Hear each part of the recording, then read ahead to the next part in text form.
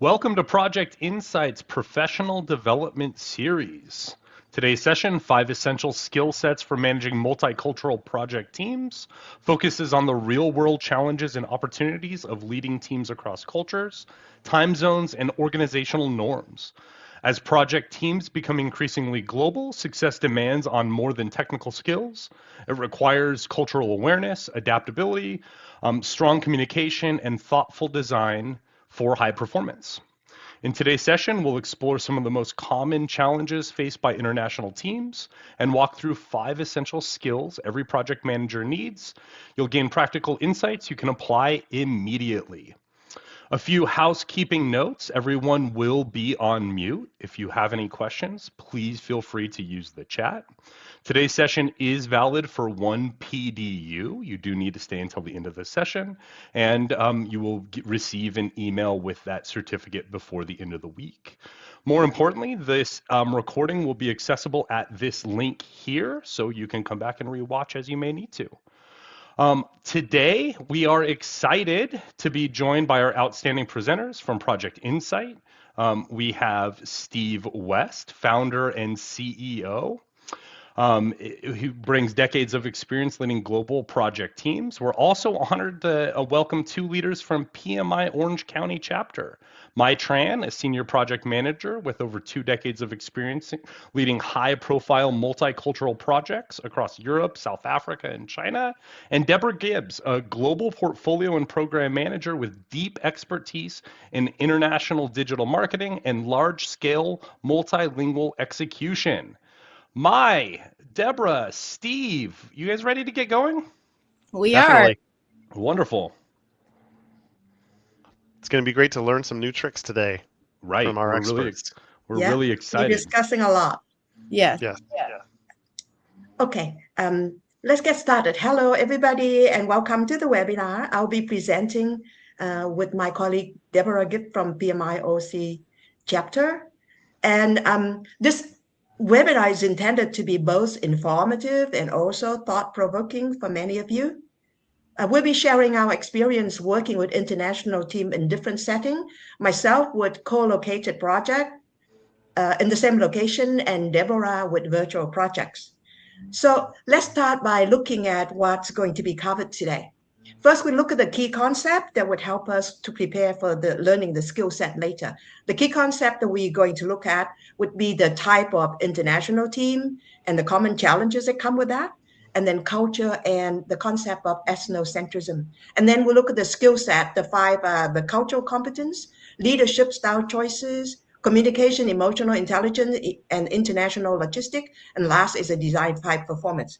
So let's look at types of international team. Most of you say, oh, maybe I don't work with international team, but you do. If you live in California and work in California, you already work with them. You look around at your work, you probably see people from who are Hispanic, Asian, Indian, maybe Middle Eastern, or even European.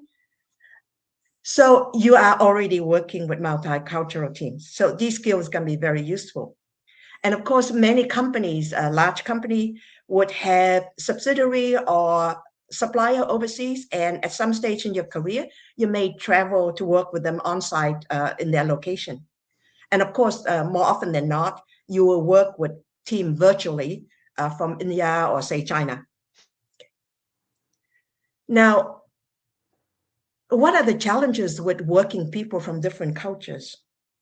We need cultural competence, and we'll talk about that a little later. The next challenge is the lifestyle differences. And you may say, well, how different can that be? My own experience was kind of surprising for me. We were working on rolling out SAP software overseas in Europe. And we were talking, maybe trying to get the project wrapped up before the end of the year. So maybe we should do user testing or go live somewhere in the summer. And then people would look at me in the team and said, you want to go user testing when in August? Yeah. I say, yeah, August seems like a good month. And they just look at me and they say, nothing happens in August in Europe. People have 5 weeks of vacation a year, and they take most of that 3 to 4 weeks in the summer in August. So don't plan anything there. So if you're a project manager working in Europe, you know that August is not going to be a good month to schedule anything that require a lot of people to be there. So that's a lifestyle difference. What about the language barrier? We all know, yes, if you don't speak French and you work in France, that's going to be difficult. But we're lucky that we speak English, right? Everybody would say, oh, everybody speak English.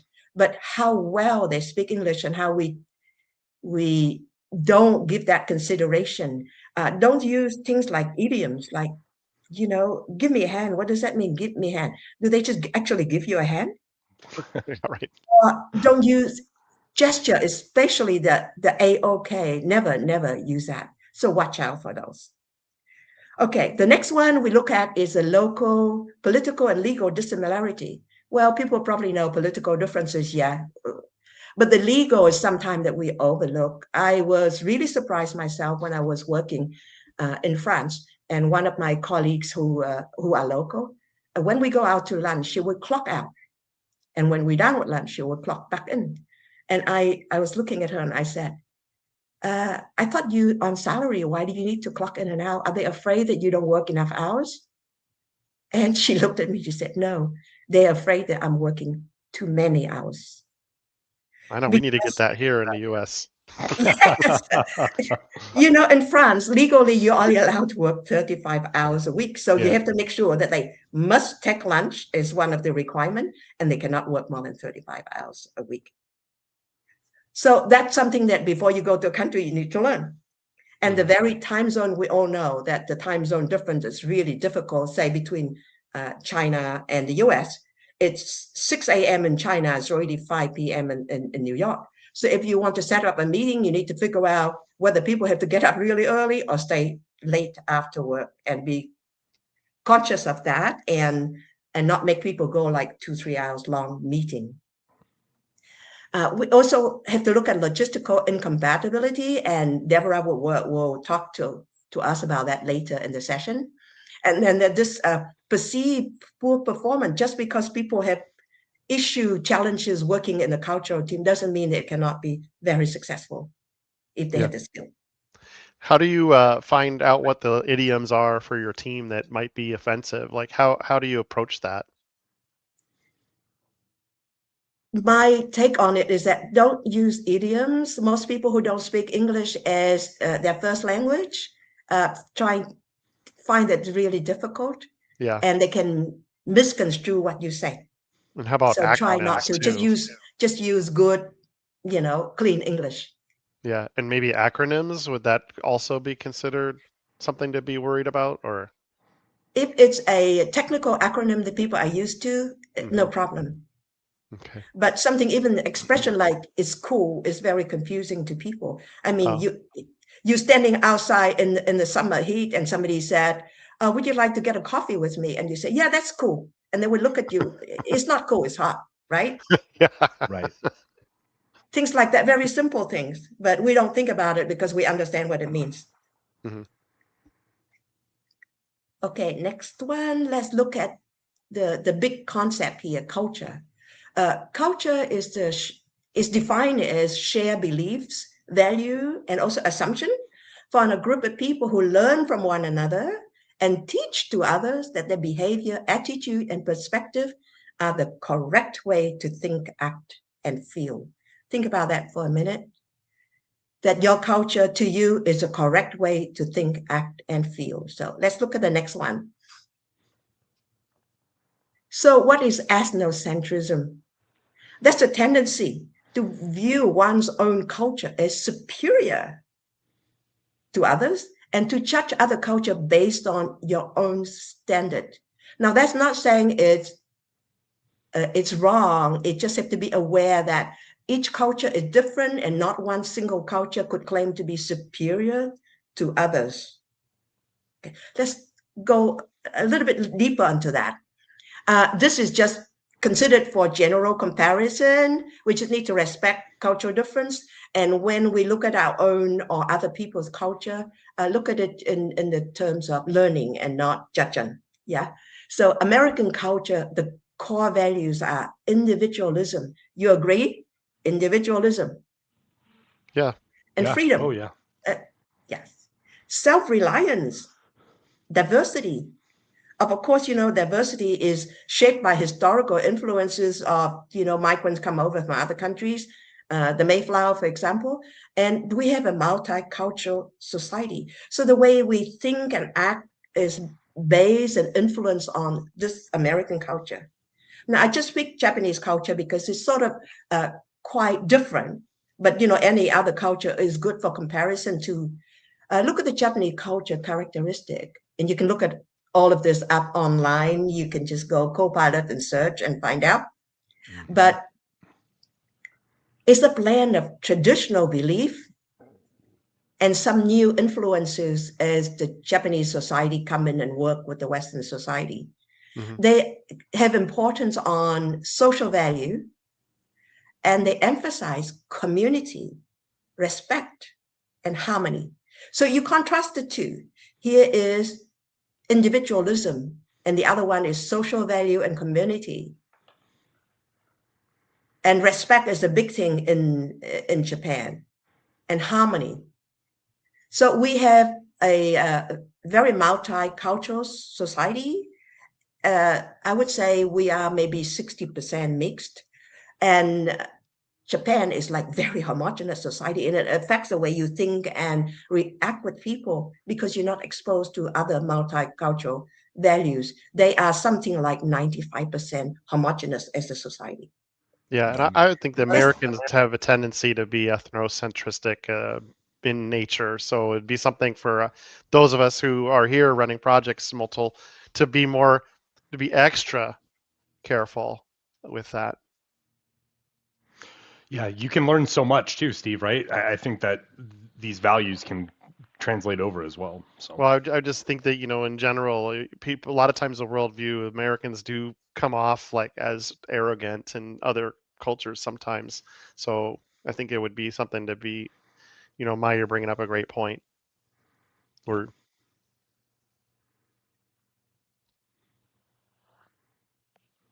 Okay, so let's look at the 5 skill set. Now that we know that we have challenges and we have culture differences, so the first thing to look at, the big one, is the cultural competence. It's defined as the ability to understand, communicate, and effectively for us collaborate with people from diverse backgrounds. So why do you need cultural competence? Because we're in a global commerce environment. The world is wide open these days, and you can work with, do commerce with people in all other countries. And of course, in our workplace, we have diversity as well, especially in the California that I mentioned before. And of course, we have virtual teams that we work with across all the other countries. So this cultural competence that we need to have is made up of 4 components. And you say, 4 components, that's a lot to remember. But please, if you want to take something away from this webinar, this is what you need to remember, that there are 4 components to it. The first one is awareness. We got to be aware that we have some biases because of the culture that we come from. And as long as we're aware, then we can do something about it. It's not saying that we're bad or we're good or whatever. It's just that in any culture, you have certain differences, and you have to be aware that your culture is different from another one. And the attitude is you want to be open. You want to be very open. That means that you would accept other people's culture. Doesn't mean that you would do it. It just means you accept that they're different and you respect it. And you validate that as well. And the last one, the next one is, now that you know that you have some biases that you want to work to counteract, and that you have a good attitude in accepting other people, you have to go and get the knowledge and learn about what is that culture, why is it different. And sometimes it's like, yeah, we want to learn about that, but how do we learn about it? And there's lots of ways. I mean, these days you can learn on the internet, you can look and search about a certain culture, but sometimes it doesn't tell you all the fine points. So I remember when I was in the UK, I just settled in for my 3-year expat project there, and I moved into my new place. And you know what you normally do when you go into a new place? You take a plate of cookie and you go knock on the neighbor's door, right? And you say hello. And when I did that, my neighbors, who a little bit older, she just gave me that look and sort of like, "Who are you?" And I'm like, That's funny. "I'm your new neighbor. I just thought I'd bring some cookie and we might have a chat and have a cup of tea." No, that didn't work. She didn't want a cookie and she didn't want to chat. And I found out later because my company actually was very good. They gave us, they sent us on a class that learned how to, deal with the people locally, how to learn the custom and all that. And I found out that in those situations, you probably need to wait to have somebody who knows you both and they introduce you. You don't just turn up and say, here's a plate of cookie, let's have a cup of tea. That didn't work. So that's just an experience that I thought I'll share with you. Yeah, that's a good Okay, one. now that we have the knowledge by either learning online or going to class, then we have to be mindful. What do I mean by mindfulness in this? You have to apply this cultural skill that you have learned so you can avoid unintentional bias all the time whenever you do a project. Keep in mind that I need to be aware, I need to have openness, I need to learn, and I need to apply them all the time. Because otherwise you can have unintentional biases or something that could even be considered as unintentional discrimination. You might ask me, like, what does that mean? Because, for example, a lot of time, if you listen to somebody who speak English with an accent, maybe you think, okay, they can't speak English well. They have an accent, but it might not be true. That might have a PhD in English literature, but because they learn English as a second or even third or fourth language, if they live in Europe, they would always have an accent. I myself included, of course. So that's something to bear in mind. Things that you don't consciously decide, but it happens. And the same with when people apply for a job that come from a different culture and you make them do an IQ test, for example, because IQ tests are based on Western culture, they would most likely score low, and you won't accept them as one of your employee, for example. So be aware of things like that. Okay. So let's look at the benefit of having cultural competence. You have enhanced communication, of course, because now you consider what people say and how they say it. Team collaboration, you can have improved problem solving because now you understand each other more. Employee engagement is a big one.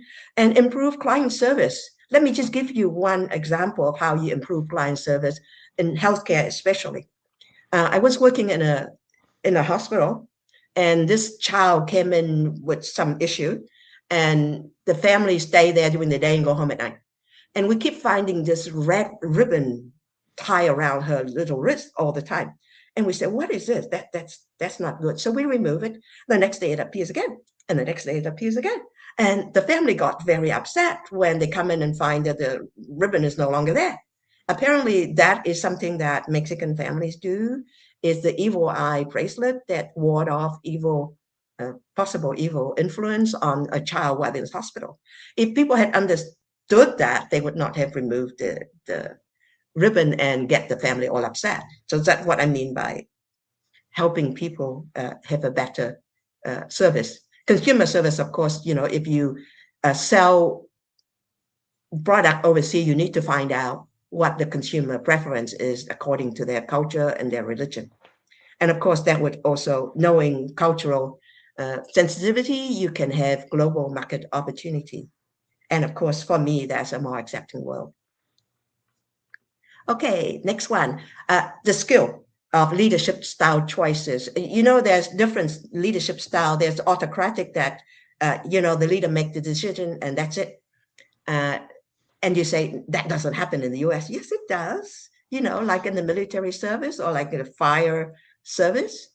Democratic is what we're familiar with, where we leader with seek participation, creative solution, and better better decision making. But it takes time, and sometimes you don't have time.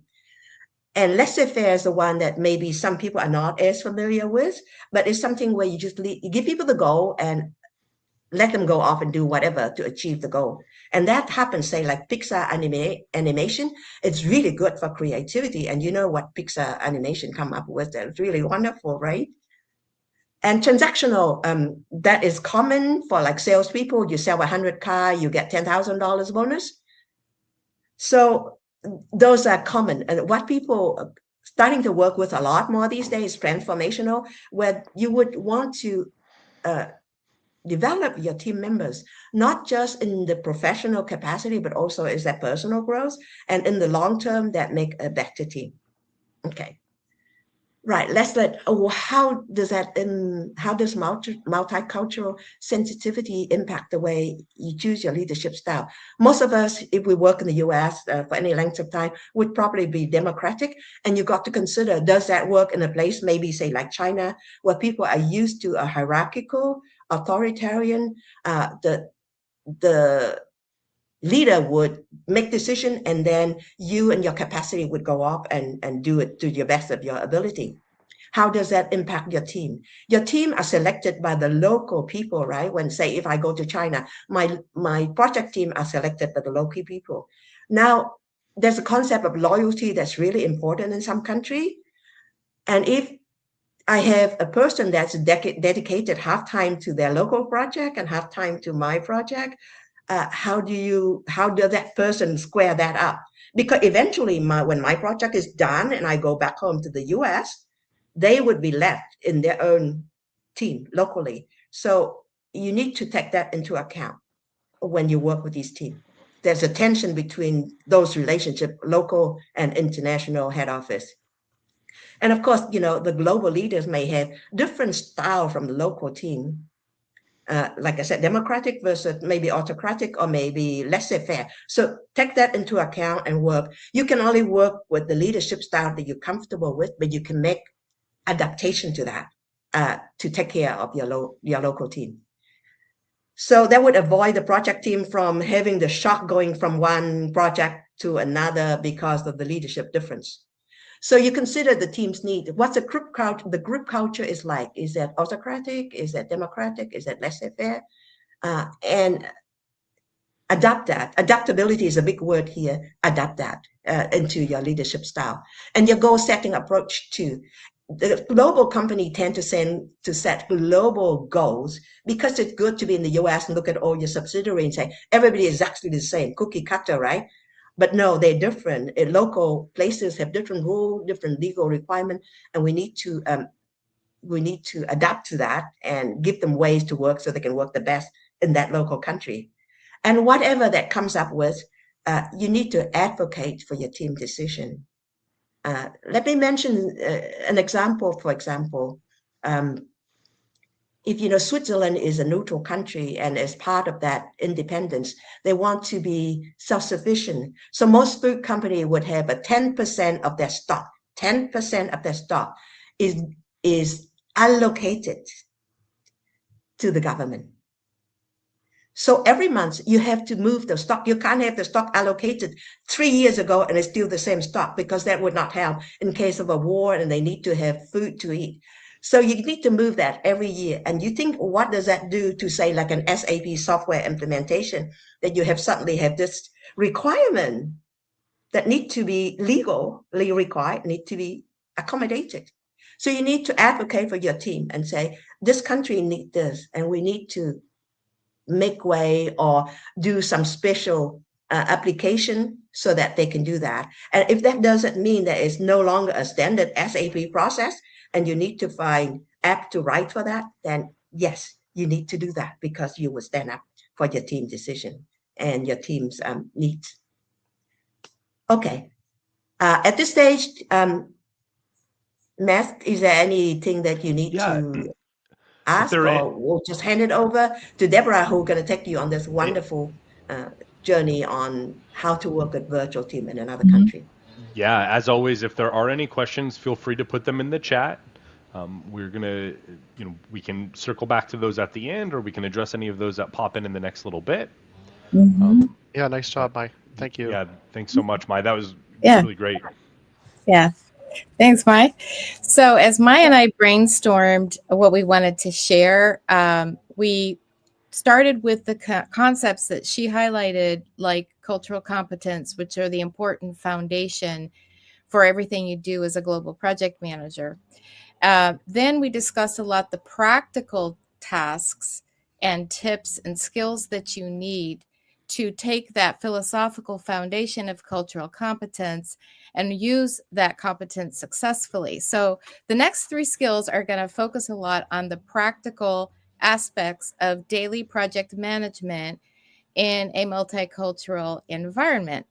So let's start with communication and emotional intelligence. There's a lot already written for program and project managers about how to apply emotional intelligence in your environment. I'd like to highlight some of the gotchas that I learned over the years that I was working with teams that were located in like 3 or 4 countries or 3 or 4 locations, and stakeholders also located sometimes in 2 or 3 continents. So let's look briefly at language barriers. If I had to give you one tip, and that was the only 30 seconds I had with you on how to cope with multilingual environments, I would say always stop and, in a kind, non-condescending way, ask the person to summarize and restate for you what they heard in the conversation. Often that simple act of asking somebody to explain what they understood highlights a large amount of misunderstanding that has crept into your conversation, especially if you're dealing with translation or with people who speak English as a second language and you speak English as a first language, for example. Let's also look quickly at positive language. For example, I learned from experience when I was working with an offshore team that in their cultural environment, the word question in English had a negative connotation of disrespect. When they needed to ask me a question, they called it a doubt. I learned to speak their type of English and avoid words with negative connotation. I adapted their vocabulary. So even if you are working on a team that shares English as a lingua franca across all the members of your team, be sensitive to the fact that you're still in a somewhat multilingual dynamic. Let's look at now at some barriers to emotional intelligence on the next slide. One thing I found that came up a lot that I'd like to highlight here was the need for time. If you want to have emotional intelligence in your team, if you want to debug the communication breakdown, you need time. I hate to break it to you that this might be the only webinar you're going to attend this year that's going to tell you that you may need to schedule more meetings, but you may have to. That's what I was thinking. I was like, wait a minute. Yep. I don't know if I can do that. I did find, I'm sorry to break it to you folks, I worked heavily in virtual environments, and I often found that I needed to have a pre-meeting in order to have the effective final meeting. Also because I worked with consensus-based cultures, and I needed to participate in the consensus development, and for that I needed time. So as a project manager, focus on that because you may need to rethink how you structure your meetings. Another key point here, and this is going to come up over and over again, and Maya actually mentioned it in her area of the presentation, was a barrier to emotional intelligence is if we lack context.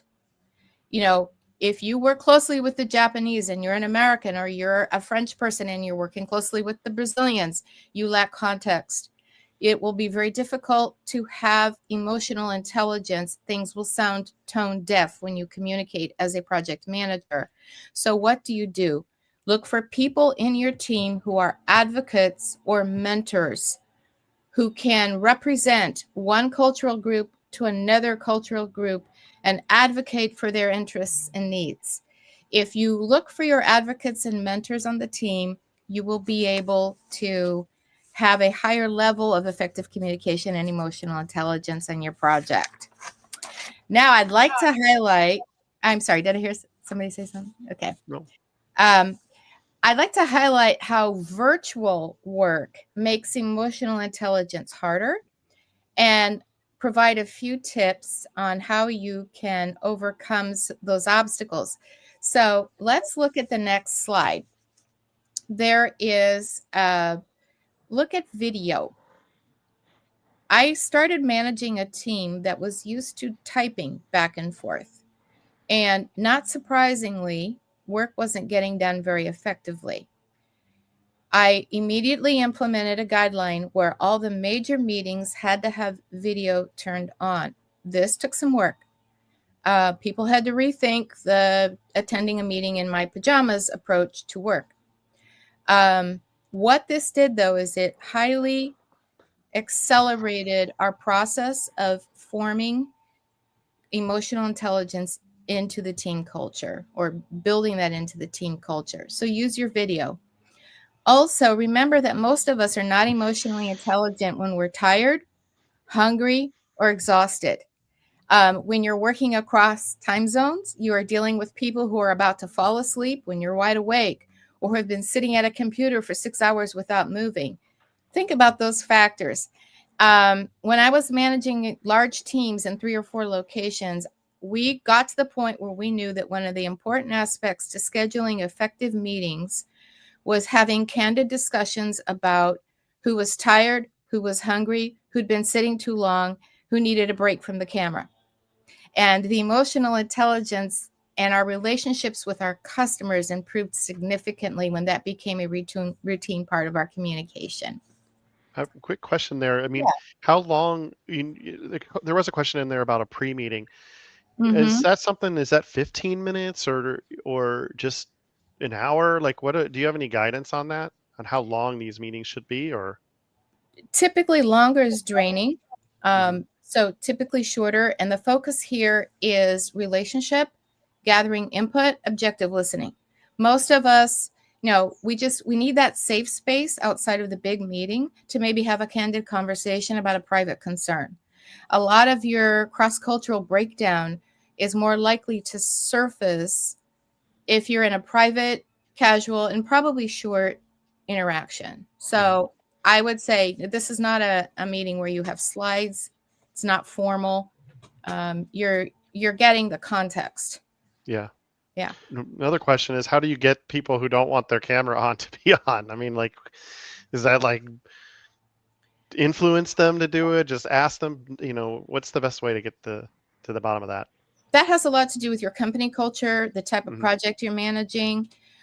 In my case, I really stressed that your success as an employee, so this goes to the end of what I'm going to be talking about in a few minutes, your performance rating as an employee was closely tied to your effectiveness in communicating cross-culturally with your clients.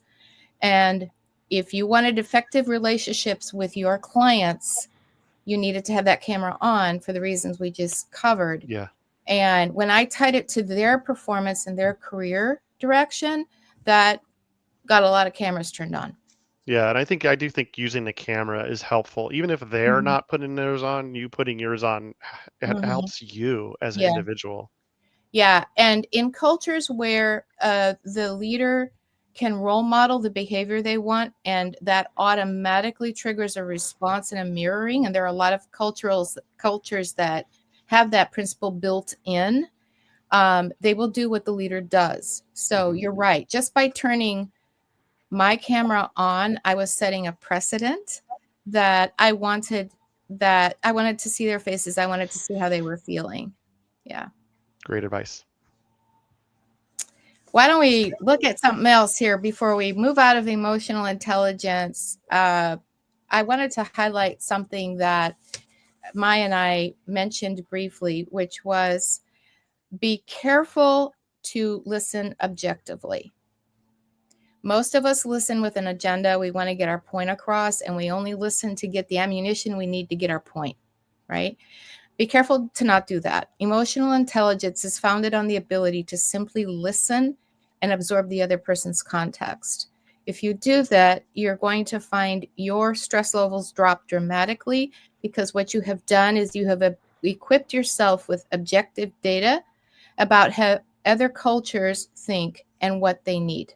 So, strong tip there. Okay, so let's look at coping with the logistics of an international project. Books have been written on this topic, and we're obviously not going to cover all of that this morning.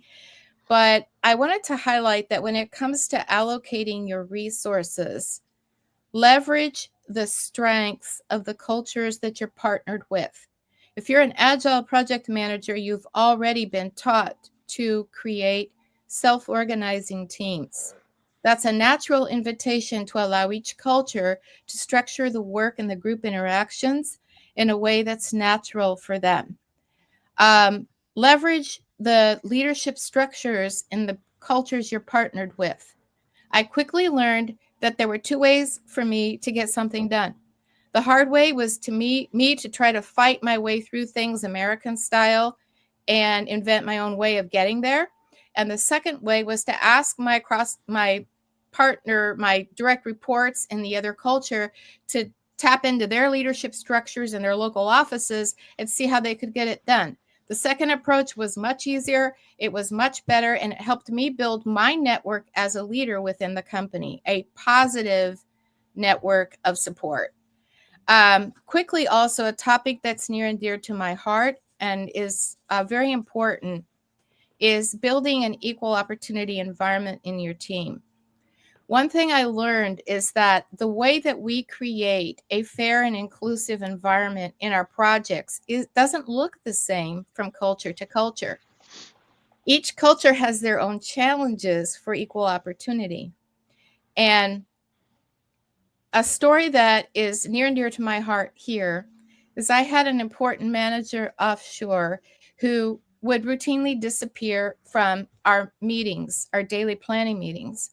And I started to get frustrated with this because I needed this individual to be available to me for a solid hour so that we could have critical conversations about what was happening offshore after I clocked out for the day. And finally, I asked him, why are you dropping off of our meetings? Because I was getting offended. I thought it was disrespect, right? Turns out that no, it was quite the opposite. There was a female member on his team offshore who really was committed to her career and wanted the career opportunities that emerged naturally in the later evening hours offshore. But that meant that she had fewer opportunities to get safe transportation home. He was so concerned about her safety that he would personally leave my meeting and escort her to a transportation outside of the office that they both trusted so that he had peace of mind that she could get home safely. He was personally committed to her success, and he was trying to take care of her. His behavior, which came across on the U.S. side as disrespectful, was actually very positive and very inclusive. So this is a good story to illustrate the fact that we often don't know what equal opportunity looks like. Ask, listen, don't assume. Let's look now at what you can do in terms of designing processes and workflows too to help you with international logistics. So my teams produced large amounts of marketing campaigns, materials, analytics, etc., for clients in different parts of the world. And we had to really carefully design our workflows. How do I get a campaign from England to India, then over to Canada, and translated back to India, and then published in Canada and the US, and then published in England? You know, there's a lot of logistics that had to be thought through here. Important, as every project manager knows, are your labor estimates. I can't expect something to be somewhere overnight if the production work alone is a 3-day project within the project, right? Labor estimates, very, very important. I quickly learned also that asking different cultures the simple question, how long will it take you to do your part of the project, was a lot more complicated than it seemed. Mm-hmm. Labor estimates are loaded with cultural nuance. Are you in a culture that must save face? Are you in a culture that expects you to overbid and then come in low? Are you in a culture that expects you to come in low and then move up? Right? Employees are concerned about their performance. Will this ruin my ability to get a promotion? Cultures have different perceptions about numbers. We're going to get to that in a minute.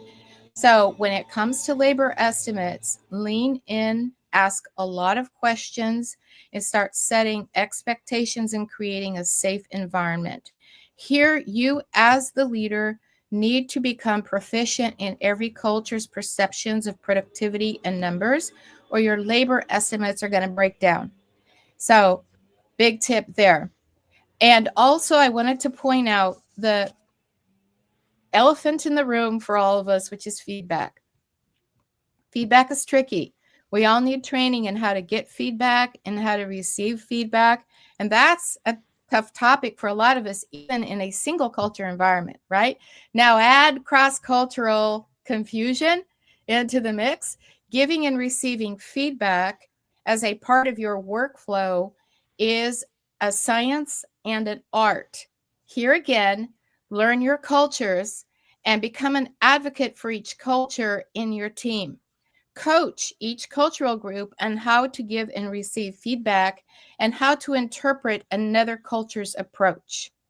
If you can get the feedback and your labor estimates ironed out, you are well on your way to successful workflows in international contexts. Well, that sounds tricky. Like, how am I supposed to know what the labor estimate, culture is in every culture? Yeah.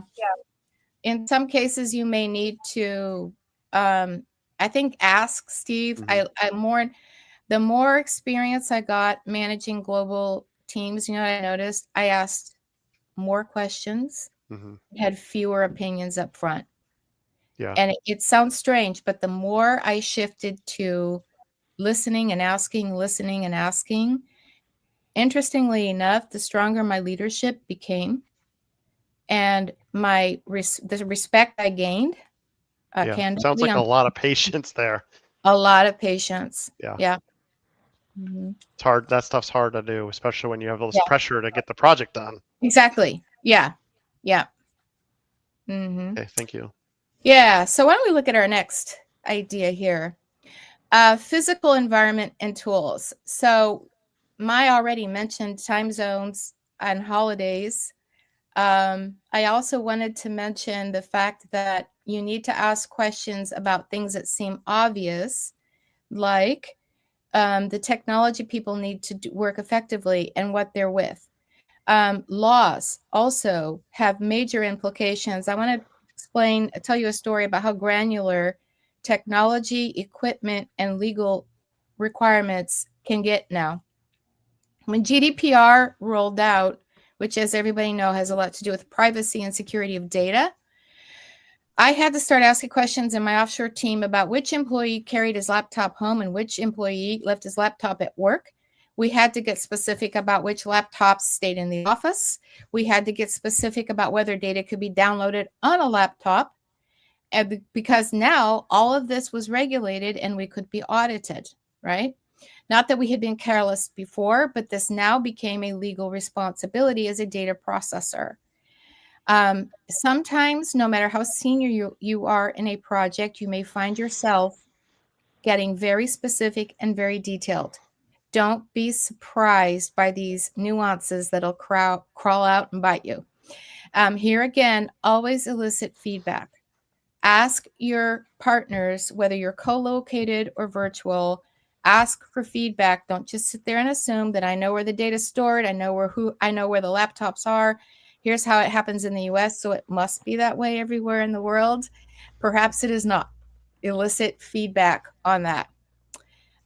Also, humorous story about daylight savings time. That's a unique American phenomenon. Can be very startling to other cultures to all of a sudden find out that you're an hour earlier or an hour later. So build factors like that in to your planning, for sure. Why don't we look at, go ahead. Did I hear someone? Okay. I wanted to highlight also an important aspect of planning now, sadly, which is global conflicts. Some of the obvious physical aspects of global conflict don't really need a lot of explaining, but I did want to offer a tip that I experienced that was unique, and that was the need for anticipating impact on things like internet availability. So I'm going to conclude there. So let's move quickly to the final skill set, and that is intentionally designing top performance in your teams. So we've covered a lot of the basics, but if you really want to knock it out of the park and have a top performing team that by anybody's standards is really killing it, what are you going to need? What's going to set you apart? I wanted to highlight the second bullet point here, which is empowerment. You need to know how to empower your teams. If you are a micromanager or if you're too loosey-goosey, you're going to struggle. Why? The element of unpredictability in cross-cultural relationships is very high. It will be impossible to anticipate when things are misunderstood, when unusual international logistics cause a problem, etc.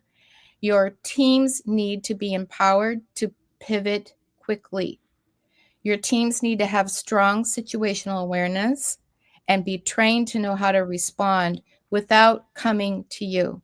So if empowered teams is a skill where you're weak, I'd strongly encourage you to lean in on that as a top skill, and that will set you apart as a top performing PM.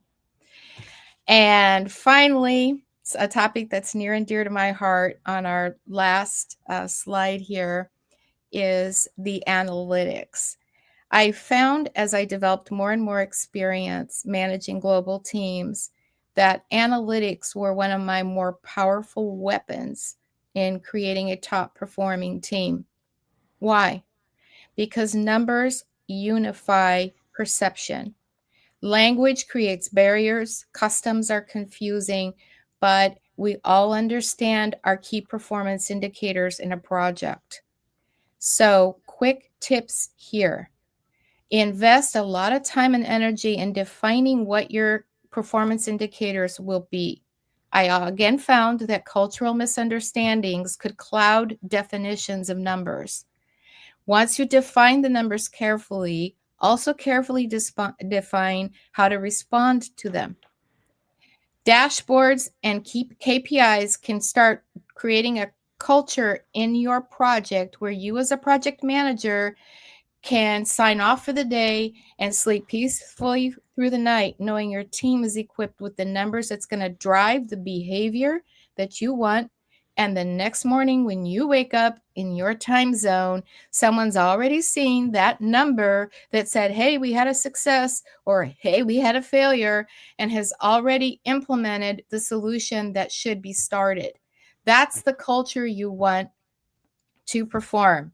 So dig into those numbers, define them, use them, they'll unify them, and they'll drive your results. That's a great advice. Do you have any tips on which KPIs are typical that you like to use in your projects? That obviously is very much tied to what line of work you're in, but in my projects, I created a lot of metrics that told us if we were getting backlogged or behind schedule.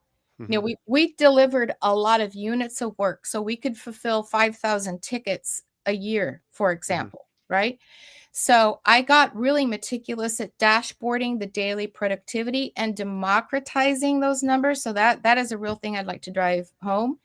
Don't keep the numbers tied up in the ivory tower of the C-suite or the project leadership. Push it down to the ground floor and make it useful to every individual on your team. Make those numbers useful. Yeah, so like what your current backlog count is, how much did Yes. you get done each day, what's the average for the week, Yes. those kinds of things. Yes. So that way in your time zone, you wake up in the morning and your team member on the other side of the world says, "Oh, our backlog was up to 35. So no, I didn't work on that project you gave me because I figured it was way more important to get that backlog under control," which it was, right? So that is an example of, I think, drive daily choices. It's part of empowerment. Use numbers to empower whatever that means for your project. Yeah, that's great advice. Yeah. Makes estimating a little bit easier as well too, if you have the analytics to go back and help kind of cipher out those cultural estimates you might be given.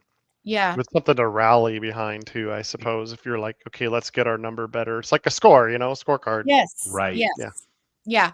And here again, it was really rewarding for me to see as I created a culture where we learned how to mutually talk about bad news.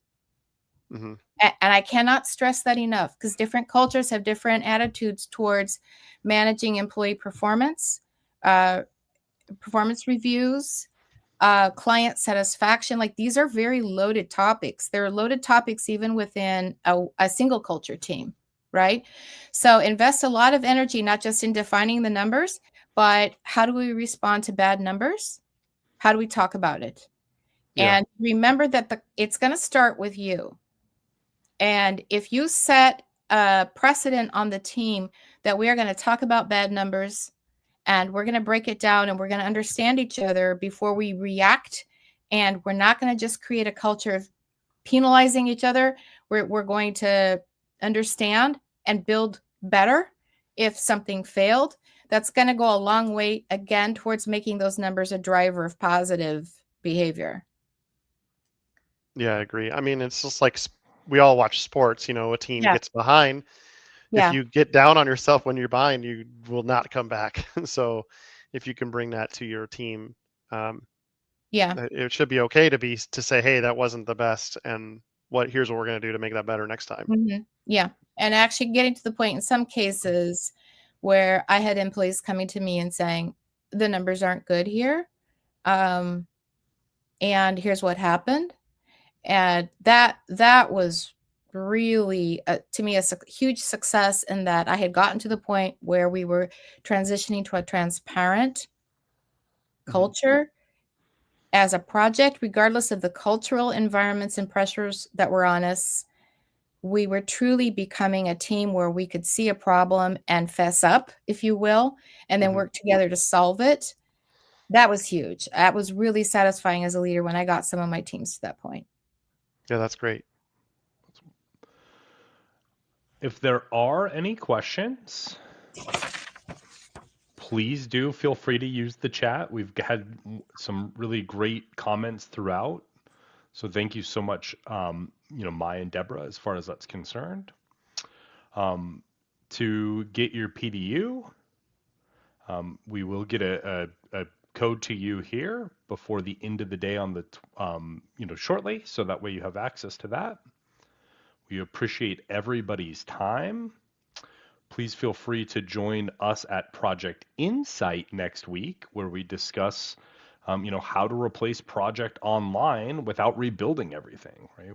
We have people who have this change management process coming, as a tool that they have is going to be discontinued, and how can you not miss a step as far as what you're able to deliver for your business, but still have that accountability that you're accustomed to in your tool. Maya and Deborah, thank you so very much. We really appreciate it. Yeah, thank you. Steve, as always, your insight's spectacular, and we're really fortunate to learn from such a wonderful, diverse group. So thank you all for joining. Pleasure to be here. Really enjoyed it.